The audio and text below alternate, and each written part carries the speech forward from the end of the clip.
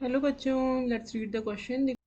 Here in this question some directions are given. The direction says in the following question statement of assertion, that means A is followed by corresponding statement of reason, that is R. Of the following statements choose the correct one. So option 1 is given as both A and R are correct and R is the correct explanation of A, and B is given as both A and R are correct and R is not the correct explanation of A.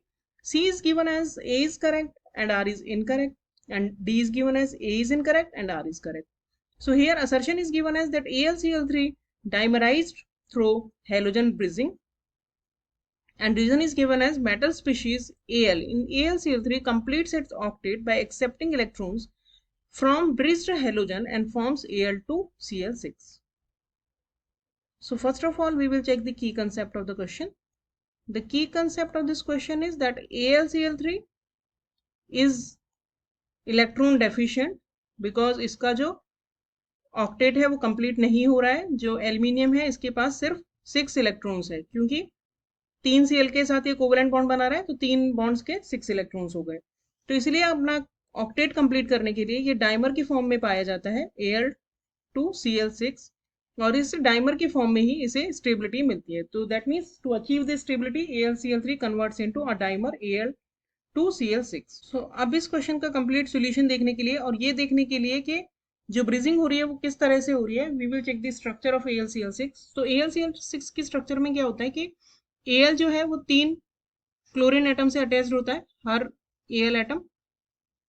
और क्योंकि chlorine जो है उसके पास है lone pair of electrons, every chlorine atom has 3 lone pairs of electrons after bonding, क्योंकि total 7 valence electrons होते हैं chlorine के पास. तो क्या करता है क्लोरीन, और जो एल्यूमिनियम होता है हमारा उसके पास होते हैं वैकेंट डी ऑर्बिटल्स, यानी कि एक जो एलिमेंट है हमारे पास Cl, वो इलेक्ट्रॉन देने की टेंडेंसी रखता है because it has lone pair, और जो दूसरा एलिमेंट है यानी कि Al, वो इलेक्ट्रॉन लेने की टेंडेंसी रखता है, क्योंकि एक तो उसके पास इलेक्ट्रॉन कम है, 6 ही इलेक्ट्रॉन हैं उसके पास टोटल, तो वैसे ही वो लेवाइस एसिड के जैसा बिहेव करेगा. और दूसरा उसके पास वैकेंट डी ऑर्बिटल भी है जहां पे वो एक्सेप्ट कर सके. तो इसलिए जो क्लोरीन है it gives its electron to aluminium to form a dimer. तो इस तरह से ब्रिज बन जाता है. डाइमर जब बनता है तो ये वाला क्लोरीन इस Al को दे देगा और ये क्लोरीन इस Al को दे देगा. तो यानी कि जो ब्रिजिंग हो रही है इट इज ड्यू टू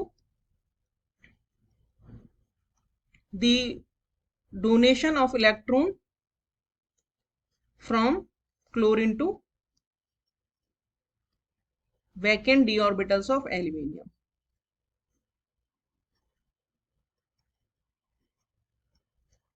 तो यानी कि अगर हम अब देखें तो असर्शन हमारा करेक्ट है, AlCl3 is dimerized through halogen bridging, और रीजन भी करेक्ट है, metal species Al in AlCl3 completes its octet by accepting the electron from bridged halogen. So यानी कि both A and R are correct and R is the correct explanation of A. तो हमारा correct option हो गया option A. Hope you understood the solution well. Thank you.